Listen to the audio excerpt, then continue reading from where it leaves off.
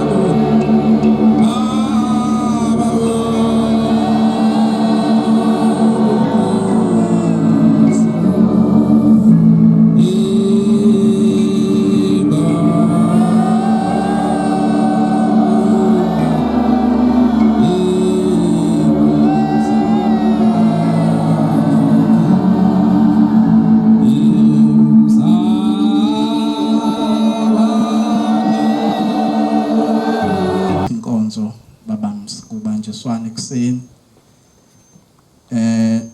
Mangiqeda ke ukuhlala phansi bangcwele kuzosukuma usihlalo umlalazi aluleka abantwana bonke abazongena bakhulume egameni likaShembe kayibonga inkosi.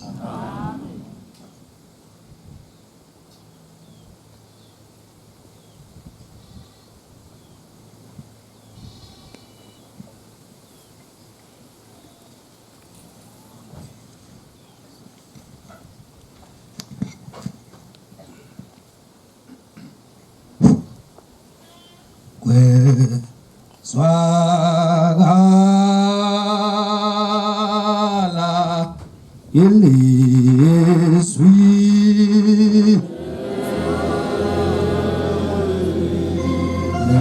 nebushoneni ekushoneni kwelala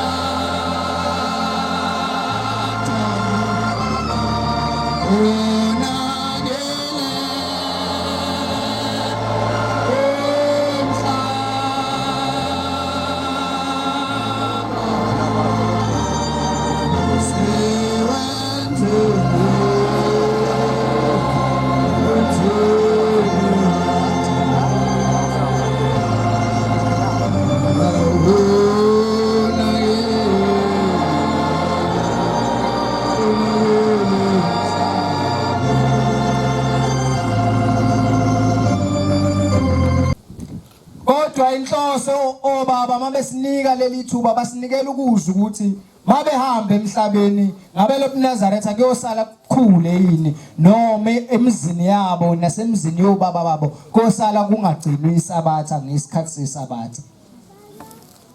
Inhloso enkulu yaleli thuba bafowethu bafuna ukwazi abazali ukuthi mabehambe emhlabeni umNazaretha buyosala ebukhule nemzini yobaba baba noma buyofa. Umuntu ke uzwakala olimini nje ekhuluma ukuthi uyithemba likhona. Inhloso enkulu yabazali bethu ukusinika leli thuba ukubona ukuthi lokho sebekutshalile ngabe kuyamila yini. Siyabonga kakhulu bobaba, siyabonga bomama. Ngiyajabula mangibona abazali bengaka phakathi kwethu bezobona izingane zabo ukuthi yini lezi yenzayo mayihlangene zenzayo. Sengathi bonke abafuthi abazosukuma emva kwami nezintombi zakwethu lapha singakhuluma kahle ukuze abazali mabephuma la behambe benethemba ukuthi hayi cha umNazaretha buyosala kuphile emakhaya ebonkosi. Ngiyacela nje bafowethu bonke abazosukuma bekhuluma indaba kaShembe beze lapha nje emva kwami ukuze sizokwazi ukuthi silawulane nombhobho sikwazi ukulawula. Bese ngicela nalapha kodade wethu bebambe owabulayini sizocela abafowethu nabo bebalekelele ngombhobho ozoba seduze. Shuthi mangihlala phansi nje kuzosukuma inhlalisuthi beyinkosazana njengoba kade esho umshumayeli kanjalo kuze sifike isikhathi la obaba abathatha khona umsebenzi kaNkuluNkulu sebewubuyisele ezulwini. Amen. Angizukushumayela ke kodwa ngifisa ukuthi bafowethu uma senizosukuma la emva kwami nikhuluma ngiyafisa sikhuluma ngendlela esifundiswe ngayo kaNABACHU ngoba silapha nje sifundisiwe kaNABACHU ukuthi kukhulunywa kanjani phambi kwabazali bethu. Asilindele lapho inkosana noma inkosazana ezosukuma iyala abazali. Cha sikulindele lokho akuyona imfundiso yakaNABACHU. Kodwa silindele umuntu ezosukuma la khuluma indaba kaShembe makwenzeka ululeke wazi ukuthi ululeke ufika kuphi. Ilokho esikulindele ngoba kuze umhlangano kaOctober mhlawumbe uNkulunkulu uzosikhumbula kuze umhlangano kaJuly uNkulunkulu asikhumbule sifuna ukuthi makusukuma umuntu walapha eMlalazi sizwe ukuthi eMlalazi kufundisiwe. Angasukumi umuntu akhulume akhwela dilike phe kwabazali ngoba usephethe umbhobho. Kube yihlazo ngisho kubazali bethu. Inhloso yeNABACHU lokho ukuthi kukhulunywa kanjani mawusuguqile lapha. Indaba kaShembe uyiphatha kanjani? Uvamisile bobaba sijwayele ukuba nenkinga ngapha kwinhlalisuthi. Inhlalisuthi yayithanda inkonzo yesakhile. Ngiyacela nje namhlanje inhlalisuthi yakithi nikhulume kahle nikhuluma indaba kaShembe siyifuna inkonzo yesakhile namhlanje. Inkonzo yokulwa, inkonzo yokungena indaba zepolitiki yesonto asifuni. Ngoba sifundisiwe kaNABACHU ukuthi mawuthola ithuba uguqa ukhuluma indaba engangawe. Awukwazi ukuyala umzali wakho, umyala uthini umzali wakho? Sifuna ukukhulunywa indaba kaShembe. uShembe ayikho indawo angaze afike kuyona ngenhlahla wonke umuntu njengoba silapha nje siyamazi uShembe ukuthi ubani uNkulunkulu wenzani kuphi. Sifuna lezo indaba mase siguqe lapha. Sengihlala phansi ngelinye ilanga kwakukhona indoda futhi ukukhuluma le ndaba nje kuphela bese ngihlala phansi. Ngiyacela abafowethu abazosukuma bezokhuluma indaba kaShembe besondele ngapha senze ulayini ukuze kuzohleleka. Ngelinye ilanga kwakukhona indoda igama lale ndoda kwakuJohn isebenza eplazini. Mayisebenza le ndoda eplazini ngizoyiphuthuma le ndaba ngoba ngijaha ukuthi ngihlale phansi. Mayisebenza le ndoda ilima ngeinkabi. Zithi ziyadonsa inkabi sekuphuma isikhwama phansi emhlabathini. Isikhwamana nje esincane. Yayisiyimisa le ndoda inkabi yayisithatha lesi sikhwama. Yayisivula lesi sikhwama, yayisibuka. Ithe mayifaka isandla phakathi kwasekuphuma itshe. Alincanyana nje. yalithatha lensizwa lelitshe yathi mayiliphakamisa phezulu yalibona lilihle likhazimula lishutsha imbala esithi awuhloboni itshe le esithi cha lento ngizoyithatha ngiyikhombisa umlungu wami ukuthi kunento enhle kangaka esengiyitholile esihamba lensizwa iya kumlungu yathi mlungu wami ngithe ngiyilima lapha endaweni yakho ngase kuphumela isikhwama kulesi sikhwama kuphumela lelitshe kodwa lelitshe lihlukile kunamatshonke engiseke ngiwabona lelitshe lelima ngiliphakamisa noma ngilinyakazisa liyashintsha lishintsha ngisho imbala itshe lihle kakhulu esilithatha le ndoda lelitshe yayisithi awu John awu nenhlanhla wathi uthola itshe lekhethelo wathi idiamond lelo litholile wathi kodwa ngoba wenza ukuthembeka nami ngizokwenza ukuthembeka kuwe lithatheke lelitshe liyabiza kakhulu lithathe lelitshe uligcine ngizokwenza umhlangano mina ngizobhala incwadi ngiyibhalele phesheya ngibatshela ukuthi usuthola inhlanhla wena uthole lelitshe lediamond isithi ke lensizwa yomlungu liphethe kahleke John lelitshe ngoba lizoyishintsha impilo yakho yonke kusukela namhlanje bazofika belungu bezolithenga ozakwethu lelitshe mabelithenga lelitshe bazolithenga ngemali enkulu kakhulu futhi na yesijabula le ndoda yalala ingalele sahamba insuku ahamba amasonto bese befika belungu besuka phesheya ikhonzo ezinhle beze uzobona lensizwa mabefika bephethe imshini balithatha leli diamond balifaka emshinini balibona bathi umnikazi waleli ucebile kakhulu bathi ucebile kakhulu base bembuza umlungu wakho ukuthi yini le ndoda ungayirudi ngoba value yayo lelitshe ngoba lensizwa yenza ukuthembeka futhi kade yasebenza lapha ekhaya isebenza iminyaka nami ngifuna ukuthembeka kuyona base bethi kulungile imali engangale asikwazi ukuyiphatha sizomthatha simfaka emkhumbini sihambe naye siye phesheya masifika phesheya bese simnikeza imali yakhe bese simfaka emkhumbini bese yabuya kodwa ngikhuluma ngamnawo lesingena lensizwa isibizwa ngomnomzana emkhumbini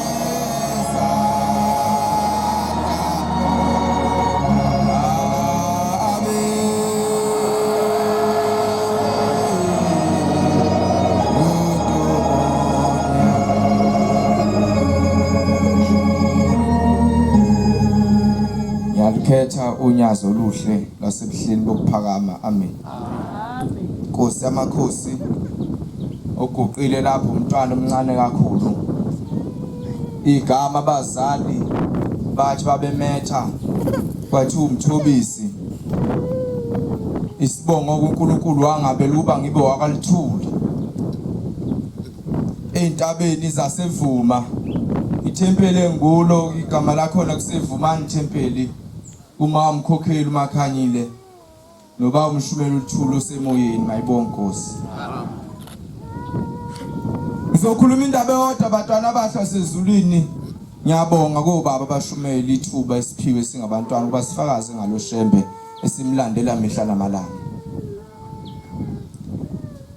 Ngiyakhumbula mangiseThekwini bantwana abahla sezulwini lapho engifihle khona ikhanda kukhuluma enye insizwe yaseMelmoti eyathi ikholwe ithi ngikholwe ngakholwa wafika isikhathi lapha khona engibona ukuthi ukukholwa kwami ngakungisizi ngalutho uthi ngase ngithatha umNazaretha wami ngawugoqa konke nezinto zami ngafaka eputumendeni ngakubeka ekhaya ithi ngoba ithi bingenzisa lokhu ukuthi bengihamba ngamasabatha ngenkonzweni kaNkuluNkulu nalapho uShemba asibizele khona ngiya kodwa mangifika ngicela umsebenzi phela iminyaka angisebenzi ngihleli ngize ngabona ukuthi lo Shembe usebenzela abanye abantu hayi mina uthi kodwa bakhonza bahle ngithena ngilele ekhaya ebusuku uthi ngangisezweni lakithi eMelmoti uthi ngathi bangilele ebusuku uthi kwafika ikhehla elidala lakithi uthi ngiyalazi ngoba ngilificile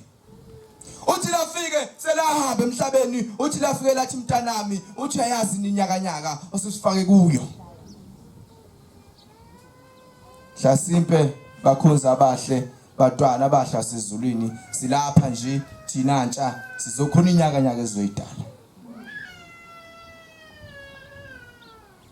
uthi ngabuza ngathi ngenzeni mkhulu uthi uyazi ukuthi bese kusele kancane nje ukuthi umsebenzi uthole ithi lensizwa ngangithi njalo masisesiguqweni sika 6 ntambama umshumayela anginike ethi yene mfana so ucela usifundele umthandazo wokulala namhlanje uthi ngijabule ngifunde uthi kodwa lathi maselifikile lelikhehla lathi mntanami into ekade sibambile ukuthi sikunika umsebenzi njalo wena uma unikwa ithuba lokuthi ufunde umthandazo wesabatha noma ufunde umthandazo wokulala uthi ubuthatha kodwa inkinga yakho bungalungela ukuphatha lo msebenzi angazi noma ngiguqe lapha nje ngiyaqekebula kungifanele yini ukuphatha umsebenzi kaNkulunkulu uthi ngakho mntanami sina sikunisha umsebenzi uthi ngoba bungakufanele wena uphathe umsebenzi kaNkulunkulu ngemsebenzi yakho wena ayitshela ukuthi uyenza ifihlileyo kanti ayikho into efihliwe kuNkulunkulu nakubantu bakini abangasekho zokhuluma indaba yokugcina sengihlala phansi kangiqondile ukudla isikhathi mina ngengizwe umuntu ethi meguqile kuphela yonke into ekhanda mina ngazi uShembe uvela alethe ngechair enganganalithi empili ngicaphule ngazi uzothatha kodwa ngicela ubaba lokhu ngihlale phansi bakhoza bahle ngingamosha isikhathi batana bahle ngiyakhumbula kukhuluma umunye ubaba ethi ngesikhathi senkosi enkulu inyanga yezulu ebuhleni uthi kwenzeka isimanga bakhonza bahle hayi inkosi uThingo uthi kwenzeka isimanga ngekhathi enkosi uThingo bakhonza bahle uthi kwamenyezelwa bakhisha umshumayeli bathiwa bemezelani nithi ngale kwasikisi akusadingakali umuntu lapha egcekeni kufanele wonke umuntu esehlele edokodweni lakhe thiwa baphuma abashumayeli thiwa yathi inkosi enkulu yasebuhleni bamaNazaretha yathi yene namhlanje akuzikwenziwa ngisho inkonzo kasikisi ntambama wonke umuntu akabe sedokodweni lakhe ngosikisi uthi baqoqeka abantu kwakhona intombi ezazimbili thiwa isipholo ngaleso sikhathi sasashayelwe ngenkethe ipulpiti kaBaba isitezi sikaBaba sekwawisitezi samaplangwe ebuhleni ngikhuluma indaba engiyizwile ngizwe ngila ekhaya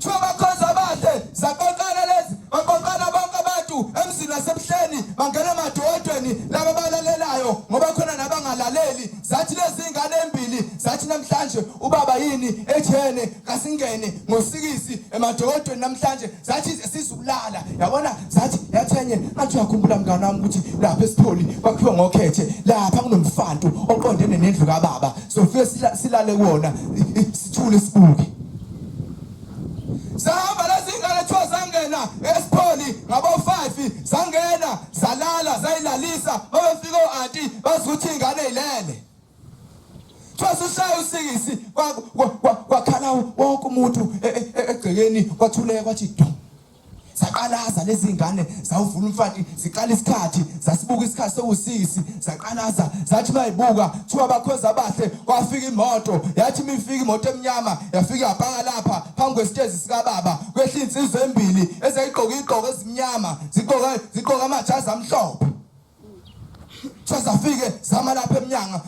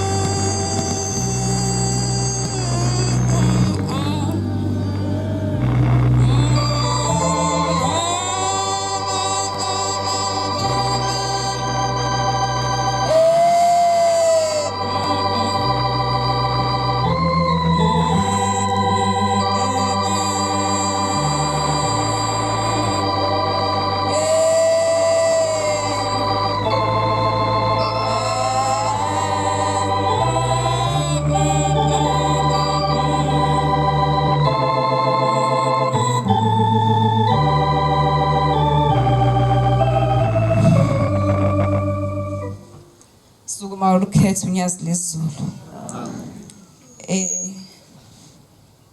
sukuma nokubingelela awukhosi ubuholo obukhona phakathi kwethu eHaramente elingcwele loguqile igama nguNompumelelo ngokwamahayi isibongo ngaphansi kwehlala kahle eThempeli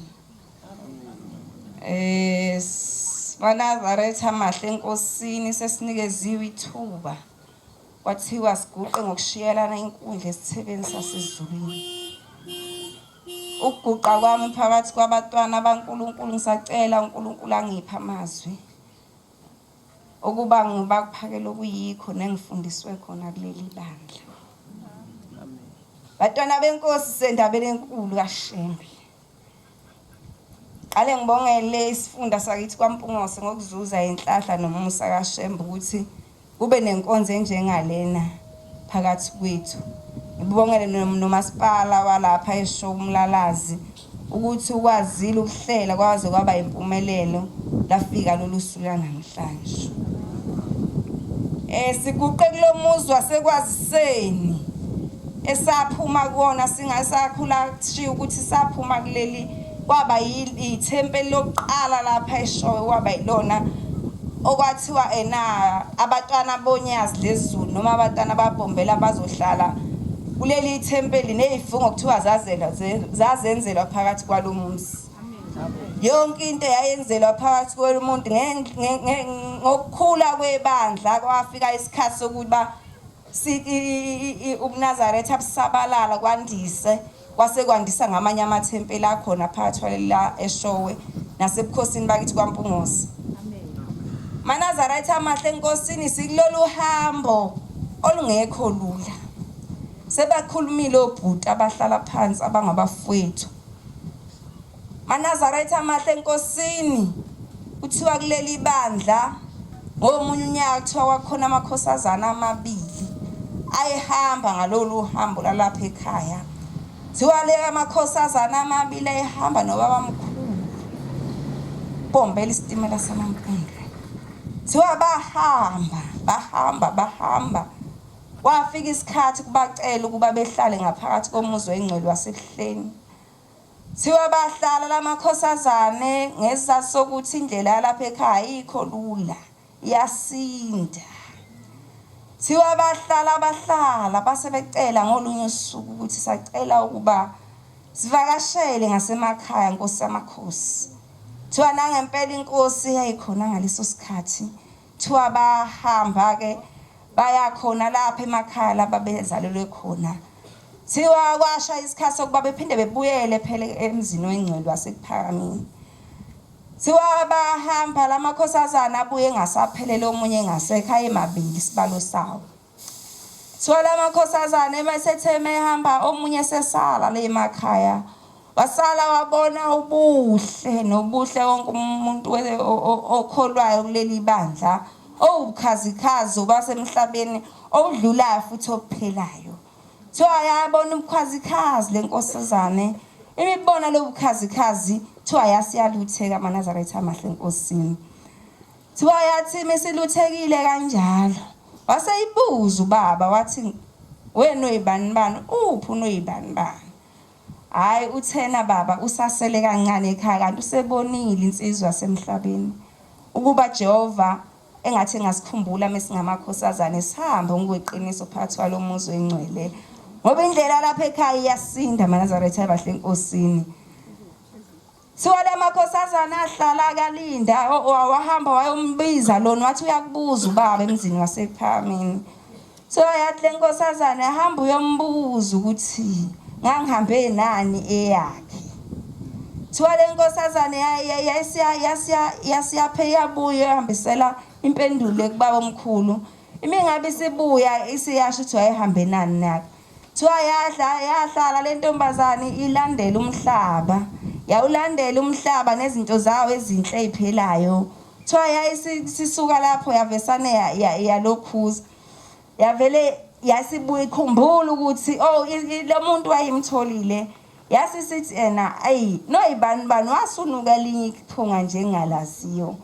Iphunga likaShembe laseliphelile kuyona. Thiwa yageza lenkosazane yayiqhola ngamakha asemhlabeni. Thiwa kufane. Thiwa ngelinye ilanga ake asikhumbula ukuthi khona indlela. Njengoba siguqile lapha MaNazaretha amahle enkosini. Engathi uNkulunkulu engasikhumbula singabatwana noma siyintsha yaleli bandla. Lana ke showe sinawo amakhosazana kodwa amakhosazana ethu esinawo awahambe kuze kube ezebe madala kakhulu. Kodwa uNkulunkulu engathi engasikhumbula iphele leyo nto kuleli izwe lakithi kwaMpunguzi. Thiwa lenkosazana yahamba ke imibuya yafika emzini wasebuhleni yafika yasho yathi waseyibona ubaba ihleli lapha athi ubani lona ohleli laphana bathi baba lo mntwana wayeshila unkosazane lo wayekade ehlala ngalapha ngaphakathi wahambayo wasekuthiwa hamba umbuzo ukuthi njengoba esebuya nje ubuya nani eyami. Leyo nkosazane uNkulunkulu wayikhipha emzini wasehleni asiyazi ukuthi yaphelaphi. Engingasho nje ukuthi makhosazana kuleli bandla noma ngabe sinomzima kangakanani endleleni yethu ngoba siphila emhlabeni singabantu siyona siyeduka singabatwana. Engathi uNkulunkulu engasikhumbula esipho ukuthembeka phambi kobuso bakhe, esipho ukuthibeka ezintweni zomhlaba eziphelayo, esipho ukuthandazela ukuthi ngelinye ilanga uNkulunkulu asikhumbule size siphele esandleni sakhe. Nalapho esiphambuka khona sazi ukuthi uNkulunkulu esithandazisa ukuthi siyikhalime sifithi esikhuze kwenzini okubi.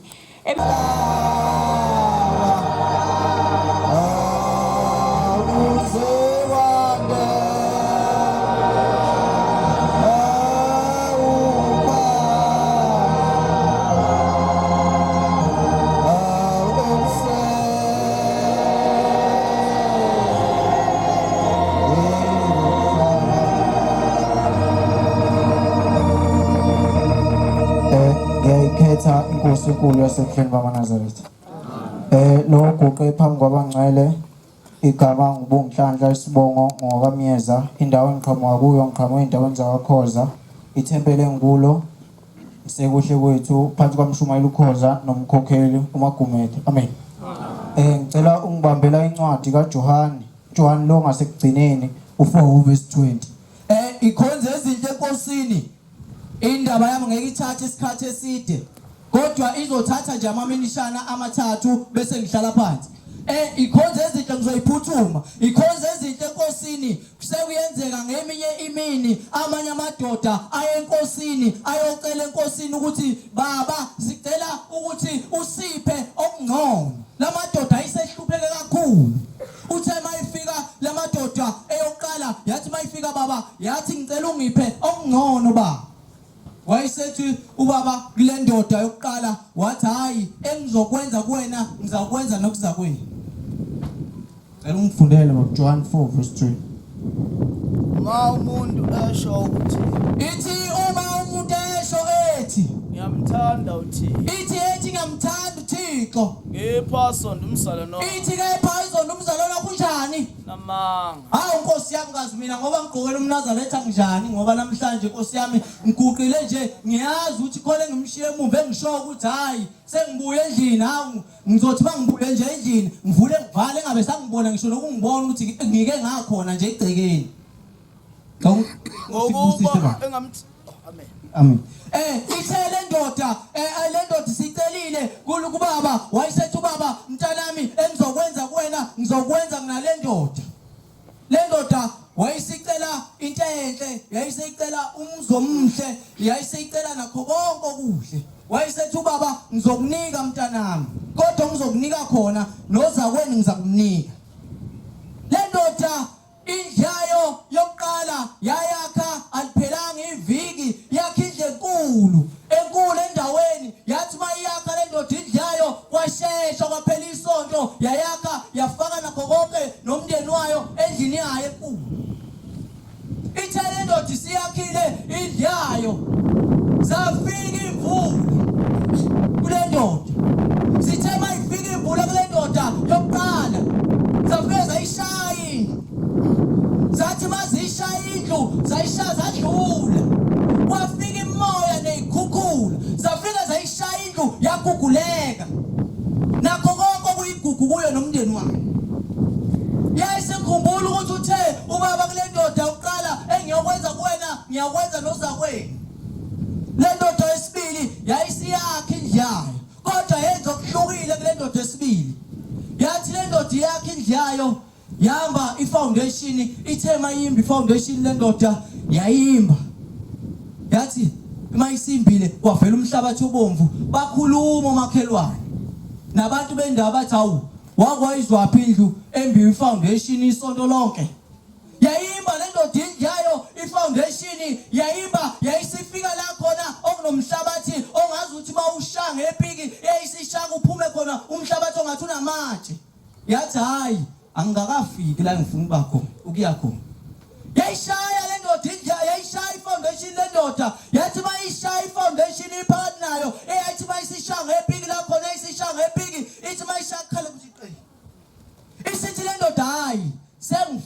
ngifikile la ngifuna ukuya khona.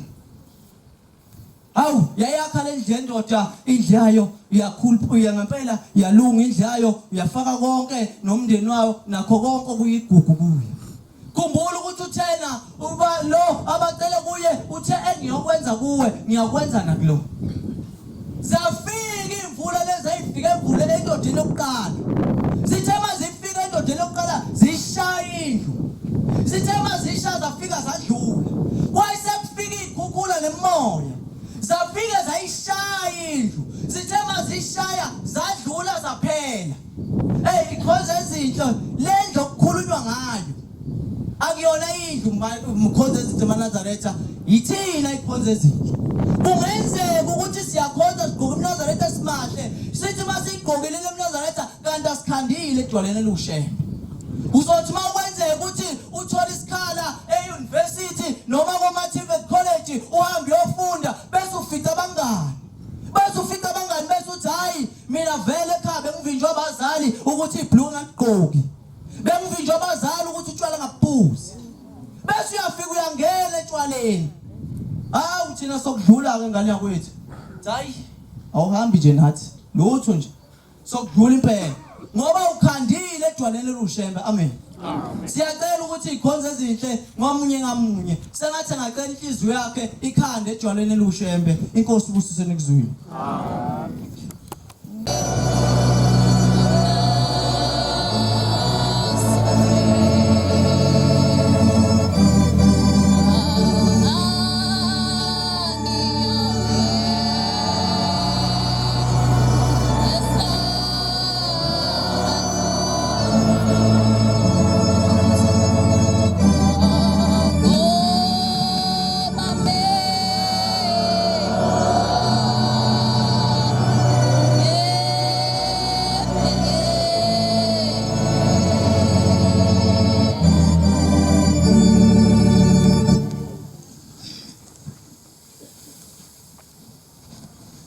Ngiyayikhetha inkosi enkulu yasebuhleni amaNazaretha unyazi lwezulu. Amen. MaNazaretha amahle lo oguqile ngugugwa kaQwabe ngaphansi kwasekhaya lethu Thempele. Ubaba umshumayeli ukhuzwayo nomama umkhokheli uMahlabisi. Amen. Ngiyabonga abantwana abahle abayingcwele. Ekhaya le mina ngifundiswa ukuthi ingane uma inika umuntu omdala ike imukele ngezandla zombili bese iyabonga. Nathi siyabonga siyintaba yepheza engamele ukuphakama ukuba sisukume sifakaze ngoNkulunkulu washembe. Amen. Yebo maNazaretha nginovalo kodwa uthi ushembe unyazi lwezulu oyoba namahloni ngami. Nami ngiyoba namahloni ngayo ngomhla uphela. MaNazaretha amahle uNkulunkulu esimkhonzayo uvamisa ukukhuluma ngothando. Uthi asithandane. Uthi ekhuluma enkonzweni yesikhumbuzo senkosi inyanga yezulu. Uthi nobani makazifune azazi ukuthi njengoba elana uzeleni maNazaretha amahle. MaNazaretha amahle ngicela unikhumbuza ukuthi ushembe uNkulunkulu. Amen. Ushembe uNkulunkulu sosizini. uNkulunkulu ushiya abazali bakho. Futhi njengoba simkhonza ngoba kufanelekile ukuba simkhonze. Amen. Bakhonza abahle enkosini njengoba sigqokile lengubo emhlophe. Sengathi singayigqoka nangezinhliziyo zethu. Bese sincenga inhliziyo zethu zenze okufanele. Zenza okuyikhona. Bese sicela ushemba siphe inkonzo yokuthobelana. Inkonzo yokufiselana okuhle. MaNazaretha ithi incwadi engcwele amazwi ahlakiphileyo 20 verse 17 athi onenhliziyo embi ngeke akuthole okuhle okuvela kuThixo. Ngoba maNazaretha siyahamba siyoguqa ehlaleni sobukhosi sicela sicelayo kuye kwenzeka ukuthi singakutholi asogada izinhliziyo zethu. Uthi ushembe yebo maNazaretha nibaningi kodwa uhafu wenu uyangithanda omunye ungithandi. shuthi iManazaretha amahle siyakwazi ukuyigqoka lengubo engcwele ebese siyoguqa phambi kwesihlalo sobukhosi. Sicelayo khona uShembe singamthandi kodwa yena esithanda. Uthi omunye ubaba yonikela esihlalweni sasezulwini, uyanikela iManazaretha, uyanikela ubala usiza abhekane nalo. Bese yanikela futhi enikela umakhelwane wakhe. Uthi baba Nkosi yamakhosi ngicela ukhumbule umakhelwane wami. Naye Nkosi yamakhosi impilo yakhe ithanda kuba nceke. Ebese Shembe Nkosi yamakhosi ukhumbule nomndeni wakhe. Ithi inkosi yomusa, inkosi esethembiso iManazaretha. Ebese iyamupha isibusiso ithi awu mntanami bambala abantu abathi omakhelwane. Manazaretha le ndoda yayi nothando. Angazi noma mina nawe sinalo yini uthando lomakhelwane bethu. Ngoba Manazaretha angazi noma thina sinalo yini uthando nomakhelwane bethu noma sibhekani. Kodwa incwadi engcwele ithi thanda umakhelwane wakho njengoba uzithanda. Manazaretha usenabantu abafisa ukuza kuleli bandla. Bazoza kanjani uma ngabe sina singathandani? Bazoza kanjani uma ngabe sina singahloniphani? Manazaretha amahle sengathi singanxusa uNkulunkulu ukuthi senze okulungileyo, senze okuyikhona ngoba incwadi yamaHebheru 10:24 ithi asiqondane ukuze sivuselelane ukuthanda ukwenza okulungileyo. Manazaretha sengathi singaba incwadi efundekayo, sithandane, sibe munye njengebumba likaSimende. Inkosi ibusise enikuzwini.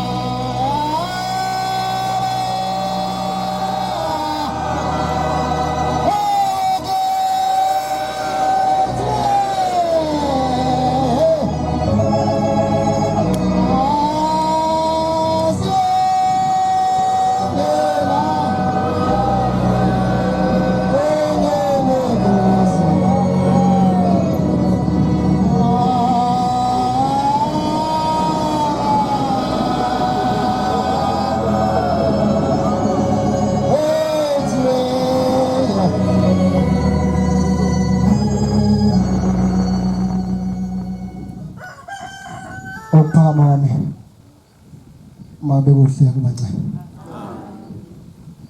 Jehova muhle wasephakamela. Umntwana wala ekhaya oyithiwa wathola isicelo igama. Amen. Nkosi bancebe ngithinta nje okwami Shembe kuba mawuthi uThixo ngani. Kwaku-2005 khona into ngibambile lapha eZansi eBhehedi eThekwini. Ngase ngiphatha umkhuhlane nganginenkinga esifuba ke.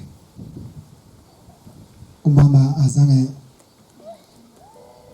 ebaphatha abantwana bakhe njengami. Wahlukumeza kakhulu. Mangiphezulu ke ngiphethe umkhuhlane sengitshela lo muntu ongiphethe ukuthi nginenkinga usethi ake ngidonsele lapha eWentworth. Sengulibele ukuthi umama wayethe lapha eWentworth nginesikweletu esikango 40,000 babe ngasavuma ukuthi ehambe eyongisa khona bethi cha ngase ngiphuma ayishowe ngasuke showe ngase ngithaya khona embongolwane. Umkhulu wahlika lo wazomqamba igama uthi kumbongolwane mayibonkosi. Kwase mangifika lapha esibhedlela ngafika khona umama uMrs Mkhize wayethi ngasimbeza ID wasithi pheqepheqe sithi ngeke ngikusize nawe nesikole esikhulu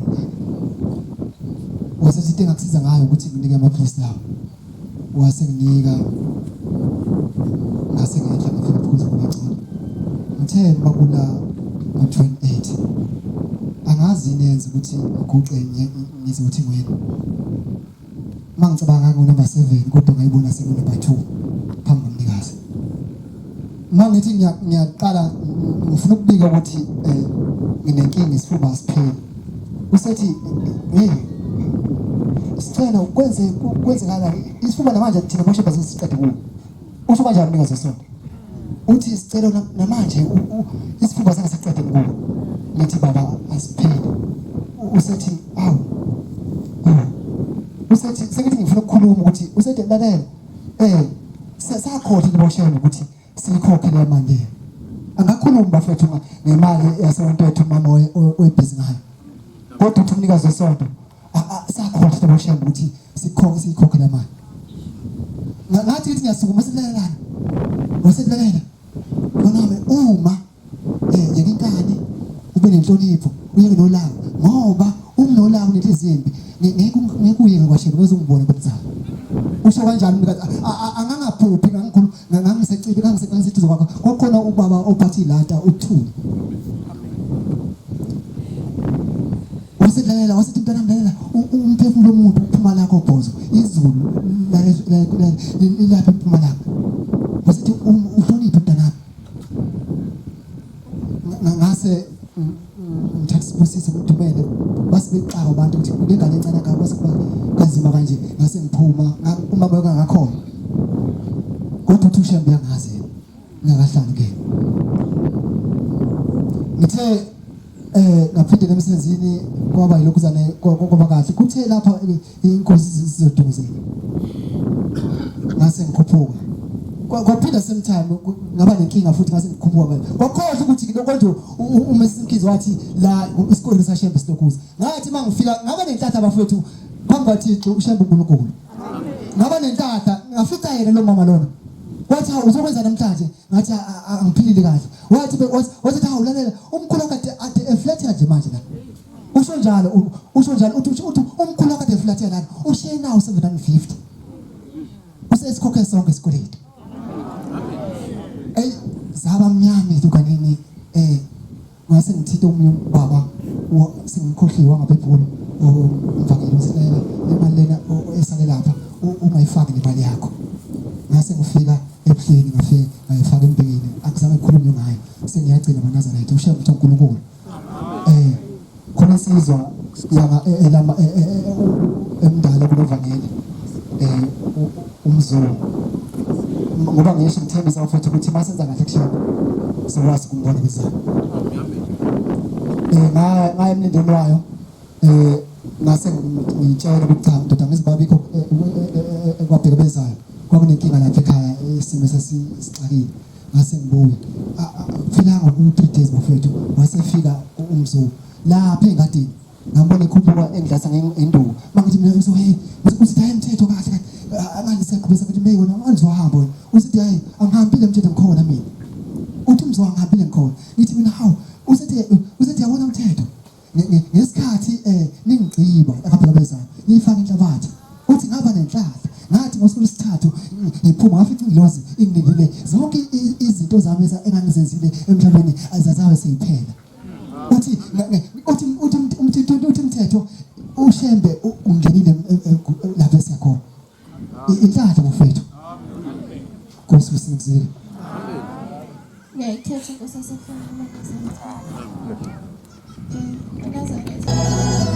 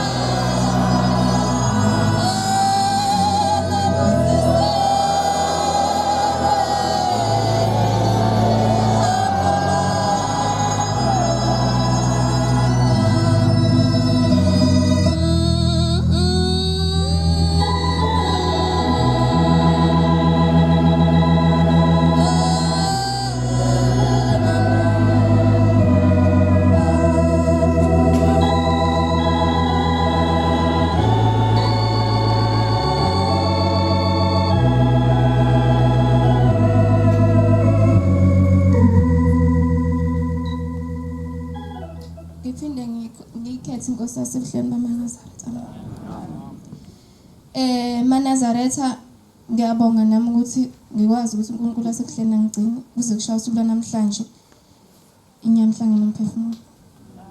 Luhleliwe kakhulu MaNazaretha usuku lwanamhlanje.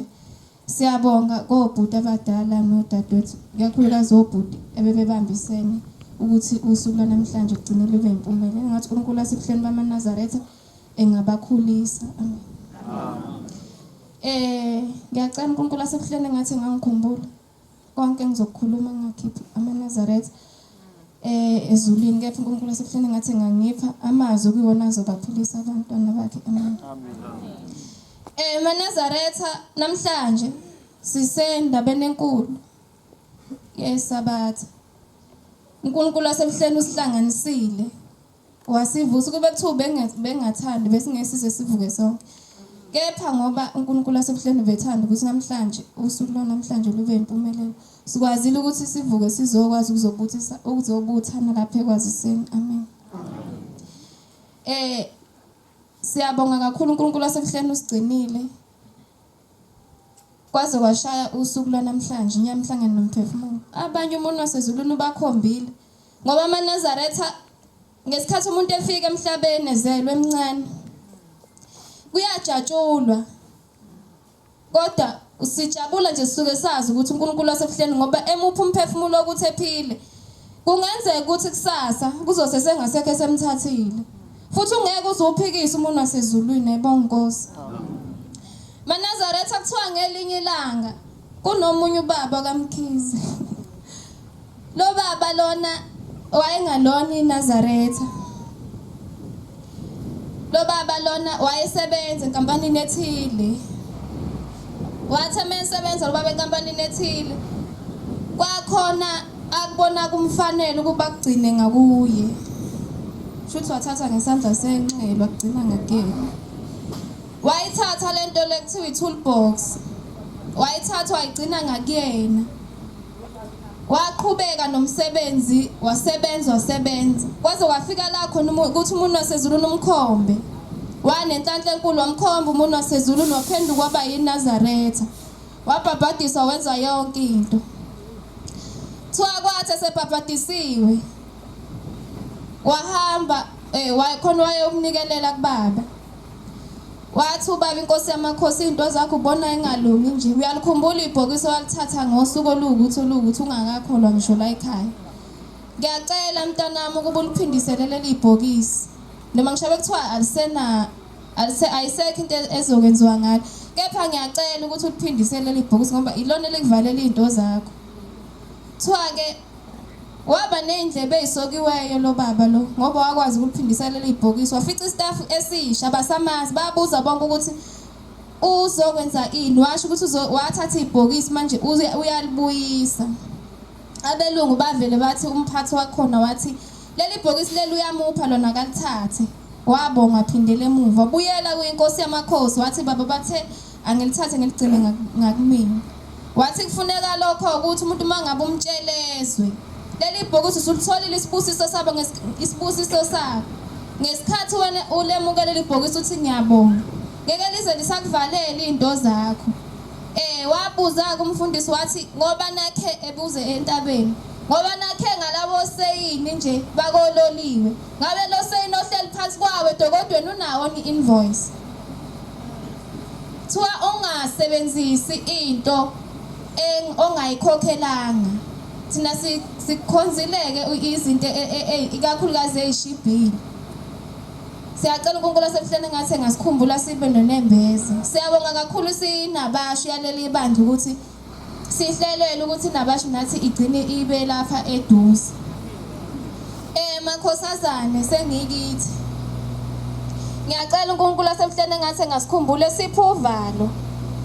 Batho mama basibhekayo lapha ngoba nge3 nje ziyokhala. Batho mama bebeqale besiyale. Batho mama yini ekwehlula inkosazana ukuthi ugcina inkomo yami yona yodwa. Yini le ngako sukusuyithembisa umfana ukuthi usungaze ulahla inkomo yami yona nje yodwa einkomeni ezitholwa obaba abazalayo usuhlula ukugcina le yami nje yona yodwa. Ngiyacela ngathi singamakhosazana singahamba ngokuqonda. ungasho ukuthi abantu bayangithuka mina abantu bathi ngokuthi uwena oyimbela amanzi ngomsela abantu ngeke inuku ngosiwanga uzohamba wenza izinto ezirong la ubuye uzomboza hayi ukuthi ngingcono kepha nami ngivuselela unembeza ngiyacela uNkulunkulu asehleni asikhumbule ekhumbule nonembeza bethi ingasiphunyuki ilokhuzana inhlonipho siyintsha singaphunyukwa isimilo ungahlulwa into engaphili wena uphila ngiyacela uNkulunkulu asehleni ngathi ngakhumbula amakhosazana asakhulayo singathi mase izinto ezibheke eceleni ebukele kithi kepha anti isikhathi esiningi bayasitshela ukuthi uma ngabe uyinkosazana ukwenza ukuthi ma uyinkosazana uyakwenza ukuthi makhosana ngiyacela engathi konke enikwenzayo uNkulunkulu asehleni ngathi nganikhumbula ngesikhathi uwona inkosazana noma ngisho kuthiwa kuyona inkosazana wona umuntu uncolisa igceke lelo gceke lelo uzovaleleka phela ezintweni zakho ngeke ulungele ukuthi uzohamba uyobona ingunguluzi umuntu ongasonti ngaphandle ubuye uthi uzoxhawula kimi zizolunga kanjani izinto zakho ungaligezanga igceke labantu yini ezokulungela nami sengihlala phansi ngiyacela uNkulunkulu asehleni ngathi ngasiphi inkonzo yokuthobeka inkosi busiseni kuzwile amen noma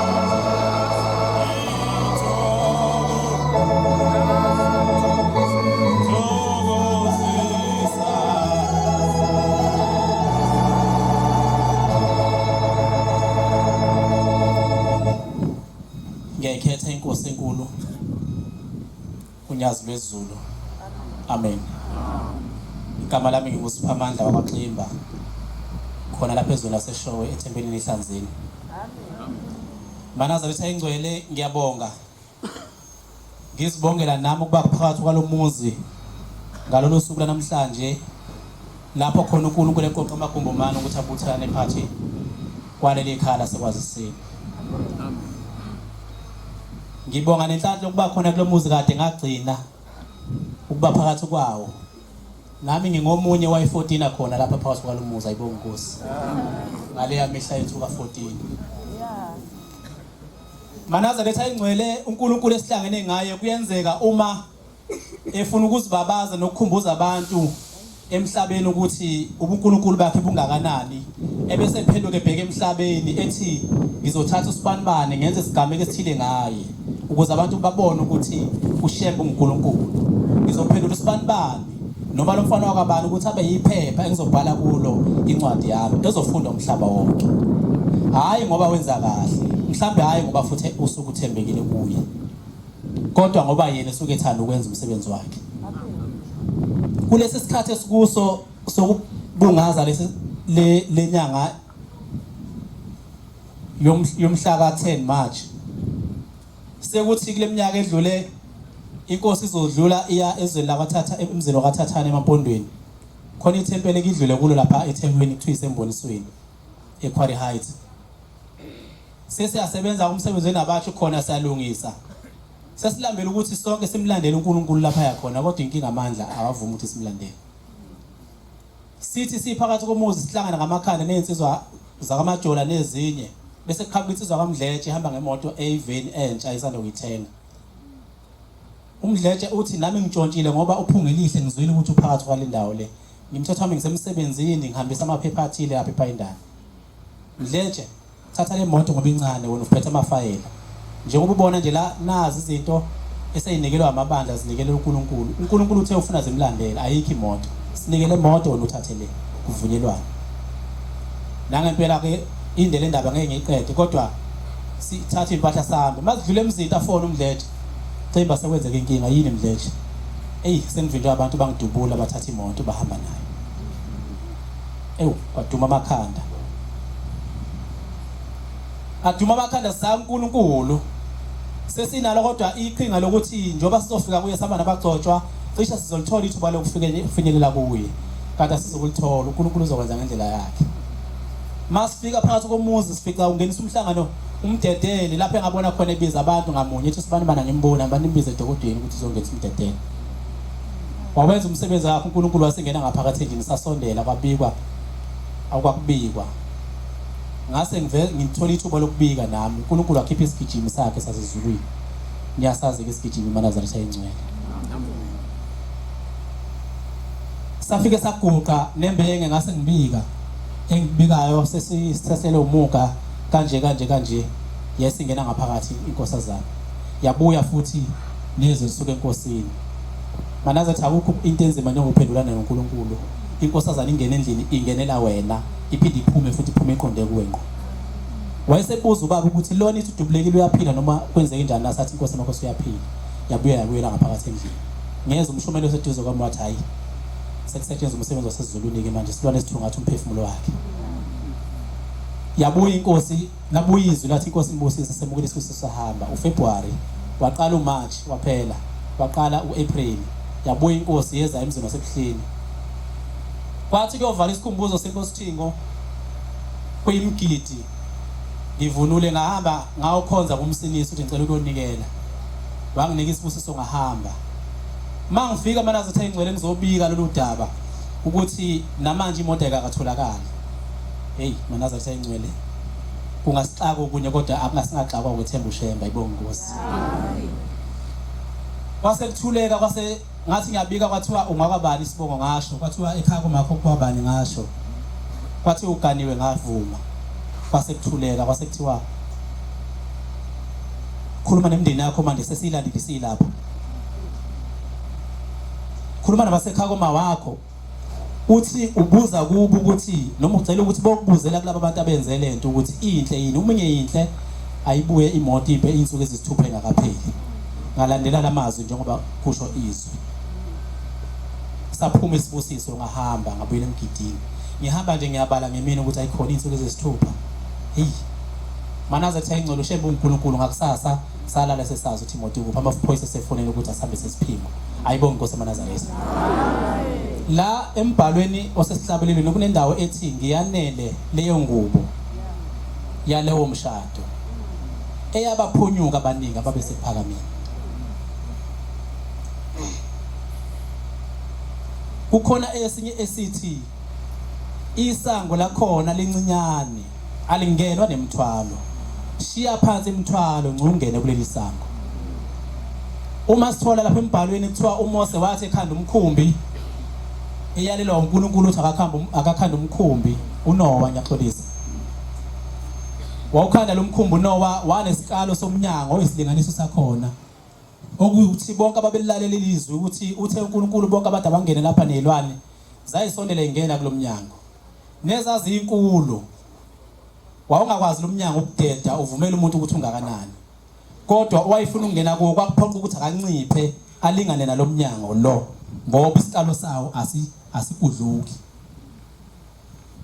nendlovu nayo ngobukhulu bayo kwathi uma ufuna ukungena lapha ncipha ube ngalomnyango nendlulamithi ngobude bayo kwathiwa uphakeme impela kodwa uma ufuna ukungena kulomnyango uzophoqa ukuthi wehle ube ngangabani noma ube ngaphansi kwabani nenyoka nolimi lwayo lubili kwaphoqa ukuthi iliqoqe lube lunye lolu limi kuze ikwazi ukungena phakathi kwalomnyango ngoba malolu lubili luzoshayisa lapha emaceleni ushembe umethi angiyanele lengubo yalomshado asazi ukuthi lokukhuluma okuthini kodwa akufani okwasemhlabeni ngoba okwasemhlabeni uma into isincane ngithi mina ayisangeneli angisho ukuthi angiseneli mina kuyo ushembe uthi ngiyanele leyo ngubo kusho ukuthi umuntu ofanele engubeni imina okufanele abe usayizi walengubo ngoba mangiphethe imithwalo nezaba ezithile zongamfuni oseduze kwami zokuba ngcono kunomunye angizokungena kulesa kuthiwa sishiye umthwalo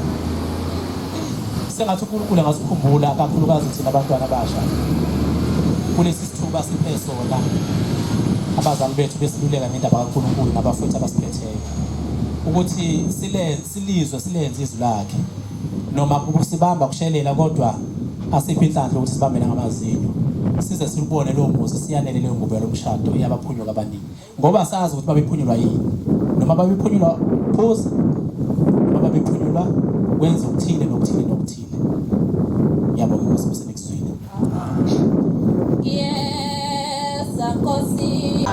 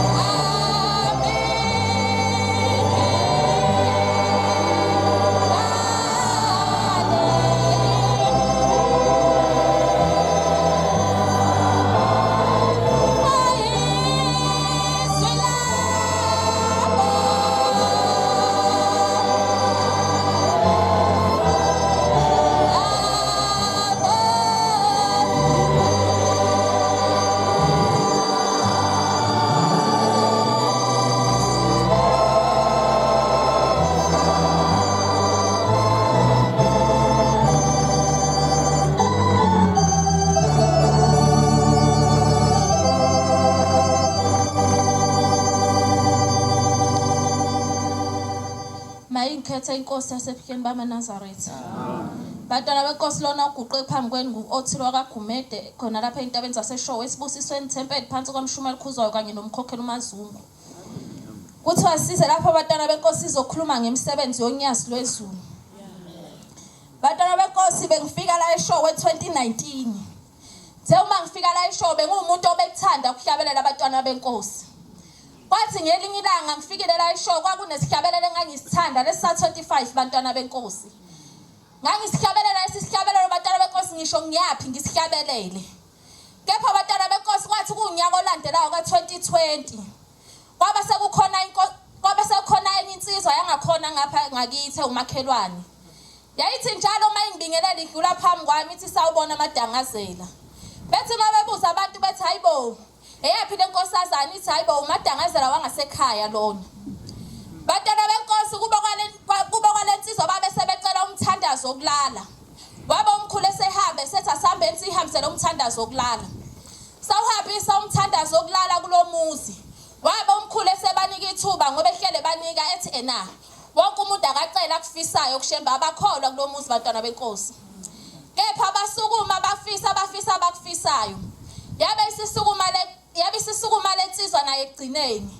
Yahlabelela nje isihlabelelo yasiyaqeda yasiyashumayela yasithi othilwe ubona ngithanda ukukubiza ngomadangazela nje wangisindisela impilo yami ngokuhlabelela kwakho. Uthi bantwana benkosi lenkosana yayisibase behluleke ngisho esibhedlela igula ibisiyeke ngisho isikole engafundi iyeka ngalokho ukugula kwayo. Ithi kepha ngiyangibuya esibhedlela sebehlulekile. Wathi mawudlula wena othile uhlabelelo lokhu uhlabelela lesi sihlabelelo. Ngase ngaphuma ngilele ebhedeni. Ngaphuma ngakulalela ngambuza ukuhlabelela kamnandi. Wabe sethi umama engibuza ethi hayibo uyaphi wemzamo ngoba phela uyagula. Wathi uma wakho mama ngisalalele nasi isihlabelelo inkosazana icula. Ngabe sengihlabelela abantwana benkosi ngahlabelela isihlabelelo mayisho. Ithi yabe isibona into umbani iyongena ngendlini yakubo ngehla. Kanti ungena kwalombani endlini ngehla kwase kuzokusinda ukugula kwayo. Kuzokube namhlanje abantwana benkosi uyasho ukuthi othile namanje ngisakubonga. Wena umadangazela wena ungakuyeli futhi lokhu kuhlabelela kwakho. Bantwana benkosi uNkulunkulu usizwa ngokuhlabelela abanye ubesa ngokushumayela abanye ubabona emgidini bantwana benkosi. Kazi wena uNkulunkulu yokuzwa ngani mhla ususesigodini sosizi. Thiwa kwakunenkosazana eyithi njalo mayihamba ihlabelela imemeza kanti umngani wayo akayifuni lento yokulokhu kuhlabelela kwayo. Wabe sethi umngani wayo naye sethumela igebengu kuba ziyomvimba isisho ukuthi uzodlula ngesikhathi esiwukuthi la. Kanti le nkosazana izothi izodlula lapho lezi igebengu seyilele ihlabelela. Yabe isephuthuma umngani wayo sezobona ukuthi hayibo ngabe sebeyibulalele impisi yakhe. Wathi mayifika kanti uzoqhamuka ihlabelele bangumsindo naye ejabula. Bathi mabephaphama laba bantu baphaphama kudlula yena babe sebebulala yena ngephuzu. Ngoba abantwana benkosi ngenkathi ihlabelela lenkosazana idlula ushembe ubeyiswa. Siyacela ushembe onyazi lezulu lisikhumbule singamakhosazana lisiphe inhlonipho lisiphe ukuyiphatha kahle. Nkosi busisa amazwi nowazwi.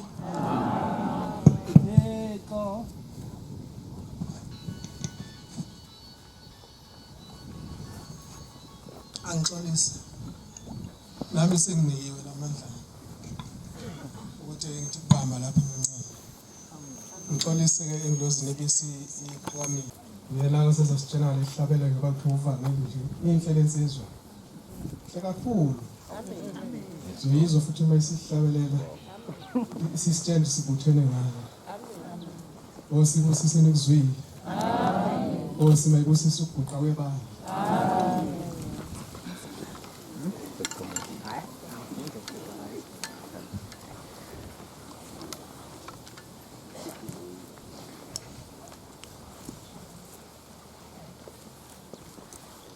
Sebuthene